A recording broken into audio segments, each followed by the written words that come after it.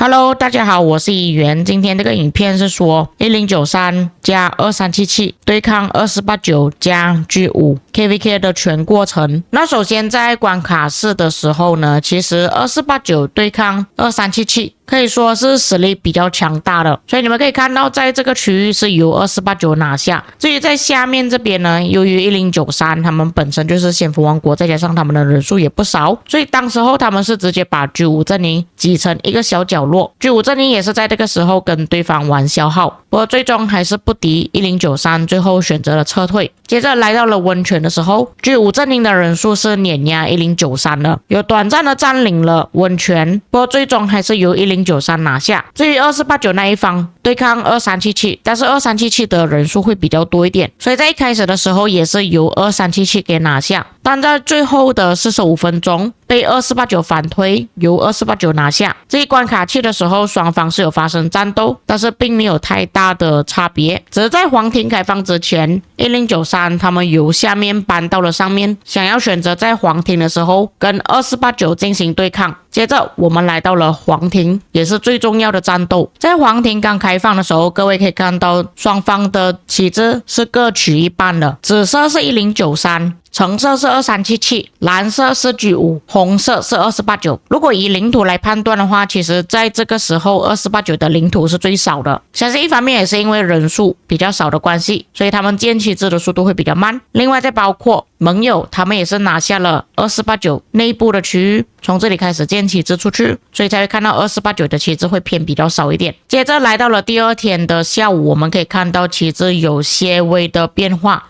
就是可以看到 G5 阵营他们这里的旗帜是往前推了一点点，但是差距并不是很大。但是2489跟1093在这个时候依然保持僵持着，因为我本人也是在里面战斗的关系啊，所以看到双方都是有燃烧对方的旗帜，但是变化真的并不大，就是你燃烧了之后并没有被摧毁。接着来到了第3天，可以看到2489他们放置了一个要塞，并且从这里开始建旗帜出去，想要帮自己的盟友。因为1093他们还有派其他的玩家过去欺负我们的盟友 G5 阵营，因为我们在上面僵持着不动的话，对于我们的盟友来说也不是什么好事情，他们耗损很大，所以我们就选择从这里开始建旗帜出去帮助盟友。1093则是从上往下去帮助自己的盟友2377，并且2489也是从盟友这里开了一条路，从上往下过去帮助自己的盟友，已经接触上2377了，同时和盟友两边同时进攻，尝试打败2377这里的旗帜并摧毁。当然93也是有来帮忙。接着来到了第4天，圣城开放，93成功的拿下了圣城。这个时候大家就觉得说，在93拿下了圣城之后，2489和 G5 阵营就会被他们给打败，因为拿下了圣城之后会提升自己玩家的士气。但没有想到就是2489他们说在没有圣城的整理情况下，他们依旧还会战斗。但这个时候各位可以看到，其实旗帜跟前一天是没有什么太大变化的，但这个时候发生了变化。在下午的时间是1093还有2377的 downtime， 可以看到这边2489与 G5 阵营同时加攻的情况下，2377开始逐渐退了不少的旗帜。1093虽然还是有极力的往下，但是也没有办法阻止到盟友撤退。进攻特别强势的还是2489，同时挡着1093，并且进攻2377。接着又来到了另外一天，2377的旗帜越来越少，93的旗帜越来越下，试图帮助盟友的旗帜不要被撤退的这么快。这个时候可以看到 G5 阵营他们是已经差不多要把旗帜建立到2377的门口了，2489也是差不多要接触到了。来到另外一天，旗帜越来越少，但是这个时候你们可以看到2377他们已经在右上角建立了自己的要塞，打算从这里开一条路出来，也就是说这个时候他们并没有放弃。可是这个时候在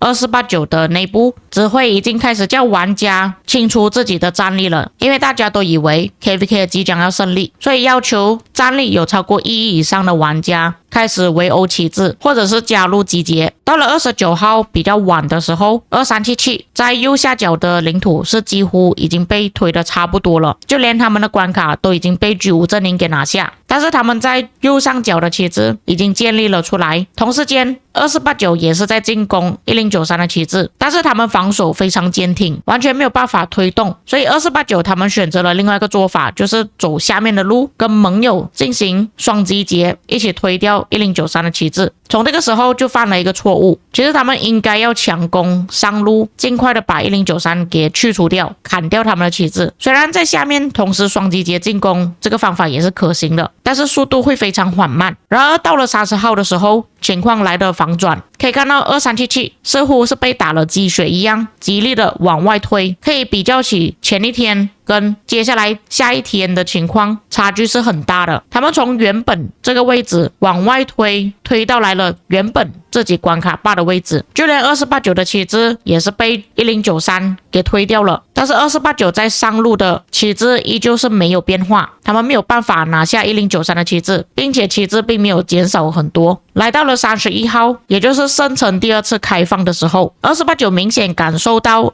1093的人数比起之前少了很多，毕竟战争打到今天的时候都已经持续了好几天，有不少的玩家都已经被耗干了，包括我自己，加速资源都剩不多，兵力也不多。然而2377的进攻还是来势汹汹，这里可以看到 G5 的领土是已经被推了超过一半，现在这个旗帜的情况跟第一天我们进入黄庭的时候是没有什么差别的，双方都各取了一半的领土。93也是慢慢的把旗帜回到上面去，让2377接管下面的旗帜。只不过在第二次圣城开放的时候，不是由1093拿下，而是2489跟 G5 阵营。一开始是由 G5 阵营成功拿下，之后把圣城交替给2489。因为这一次他们的旗帜布局不一样了，之前是盟友在下面，他们要来增援要跑很远，但这一次2489他们把盟友的起路全部都放在后面了，他们增援的速度也比较快了，所以才成功拿下圣城。相反的2377他们要过来的话，还是要跑很远的路。这个时候又来到了反转，大家又以为2489可能会获得这一次的胜利。然而在这一次拿下圣城之后，接下来一天几乎也是没有什么变化的，虽然有成功的反推了一些2377的旗帜，提升了一些士气，但地图的变化依旧差距不大，双方都各取一半的领土。在这个时候1093也是发现到2489已经是完全没有围殴旗帜跟防守旗帜的能力了，因为在前几天2489的玩家都已经花了很多的兵力在围殴尝试打下1093的旗帜。那其实在这个时候1093他们只是不断的用农场账号去填补他们的旗帜而已，所以对于他们的核心玩家来说，损失的兵力并没有多少。相反的，反而2489这边就比较紧急一点，就连 Avix 都已经发布了公告提醒大家去训练部队，就连他自己的账号也是要训练部队，因为他们是已经完全没有能力去围殴旗帜去补集结补驻防了。但是来到这个时期的时候，战争已经持续了好几天，别说训练部队了，就连玩家有没有多余的加速跟资源去打野仗都是个问题。但其实你们可以发现到，在圣城第二次开放的时候，2489是有机会可以断掉1093的旗帜，也就是上面这个位置。这个位置我也是有向2489的管理说，这里有3个接触点，可以一次性烧掉3个旗帜，但是他们的专注点并不是在这里，而是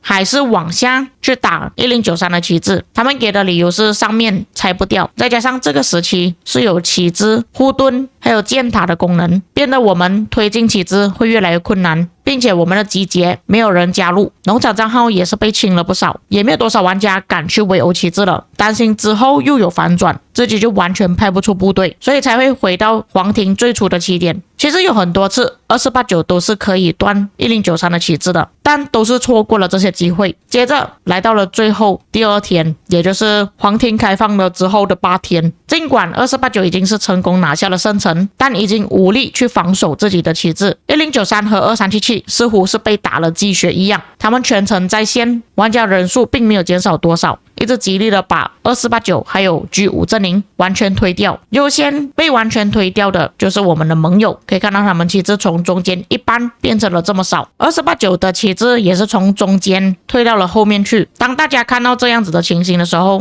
其实有不少2489的玩家都已经不想出来战斗了，只剩下少数的玩家而已，依旧还是没有玩家敢去驻防，敢去围殴。这个时候盟友已经是完全没有力量去挡住敌方的进攻了，所以在这时 Avix 就已经发布了承认战败的公告，告诉他们的盟友跟2489的玩家宣布撤退。来到了第9天，2489和 G5 的阵营旗帜是全部都已经被推光了，在黄庭里面只剩下2377还有1093而已。这里说一下我在这一场 KVK 里面发现到2489的一些错误，还有1093他们究竟是用了什么策略。那其实最大的关键点就在于2489并没有很坚定的想法，虽然他们都是想要帮盟友去解决掉2377优先，但其实在这场地图最大的魔王是1093，如果2377不见了，1093不一定会撤退，但是2489如果是先把1093给歼灭掉了之后，2377是肯定会撤退的。所以在29号那一天，其实指挥不应该叫我们耗费兵力全部集中在打1093下方的旗帜，而是要专注的在进攻上方的旗帜。因为你们可以看到，其实这里也是有接触点，就是说可以从这里断掉1093的旗帜，断掉了之后再接着往下，这里有一个脆弱点再断掉，断掉了之后93剩下的旗帜就只有这里而已。并且在这个时期的时候，其实还没有换时期，也就是说1093还没有建塔跟护盾，虽然他们还是用很多农场账号在防守自己旗帜，但至少也是会比起更换时期的时候还要更容易进攻。在断掉这2根旗帜之后，可以从2377这边继续的往下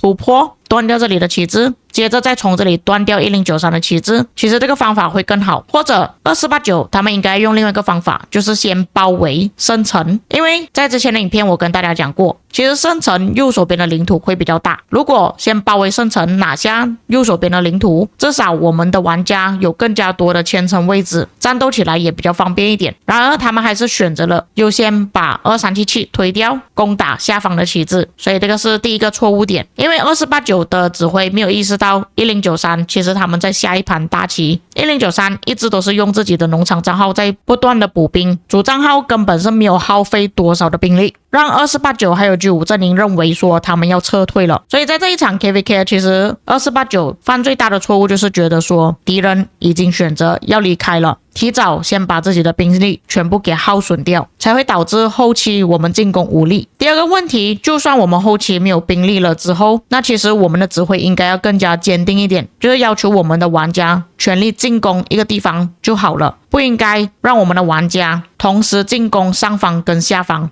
因为就算我们拿下了圣城之后，有很多时候我们的指挥都是叫我们跟着1093的部队，1093的部队去了哪里我们就跟着去，反而造成我们其他地方的旗帜被点燃，但玩家也没有办法去补兵。如果这个时候指挥叫我们全力进攻上方的旗帜，先选择把1093给断掉的话，会比较好一点。不管我们玩家剩下多少的兵力，全部的兵力都集中在上路，或许会更好。至于盟友G5的情况，只能说他们是真的很尽力了，因为2377那一方他们有俄罗斯父子，每当G5阵营他们快要把旗帜给烧光的时候，俄罗斯父子只是需要牵扯到那一根快要烧光的旗帜，用2个超过20亿战力的账号不断的去填补旗帜，G5阵营就没有办法把那剩下一点血的旗帜给打下来，一直拖延旗帜燃烧的速度，耗损G5玩家的兵力，所以才会导致到G5阵营为什么一直没有办法进攻成功的原因。但G5阵营还是在这场 KVK 做到了很大的帮助，每当2489需要人海战术去碾压1093的人海的时候，G5阵营都会过来帮忙，也是帮助2489成功的拿下第2次圣城开放的占领。再者G5阵营他们只是 A 王国，能够在先锋 KVK 表现的如此出色，已经是不容易的事情了。至于1093他们在这一场 KVK 做做到最大的策略，就是在之前我所说的欺骗2489，让2489以为他们要撤退了，时常牵着2489的鼻子走，让2489措手不及。他们会把2489的玩家拉去别的地方，然后再进攻2489的旗帜，分散开2489的玩家，让玩家在到 time 的时候有足够的时间去休息。不管怎样，这一场 KVK 已经圆满落幕了，也造就了史上最精彩、最刺激的 KVK。但这一场 KVK 并不是历史上最长的一场皇庭之战，最长的一场皇庭之战依旧还是2489创下的，就是他们原本占领了皇庭，但是最后被敌人反扑，反胜为败的那一场 KVK。如果各位有兴趣的话，可以去看一下这个影片。这场皇庭之战是已经持续了大概10天的时间，虽然时间是比较长，但是比较起这一次的 KVK 还是逊色了一点，因为这一次1093、2377对抗2489 G5阵营的 KVK 精彩程度是堪比甚至胜过那一场 KVK 的，也造就了不少的记录。玩家在这一场 KVK 里面单赛季击杀突破330亿，2489阵营总击杀突破了1兆击杀，也是反转最多的皇庭之战，应该也是首个圣城开放2次依旧还在战斗的一场 KVK。 以上就是这一场 KVK 的所有过程，所以各位对于这一场 KVK 有什么看法，有什么感想，可以在评论区给我知道。当然有一些遗漏或错误的地方也可以补充。我们下个影片再见。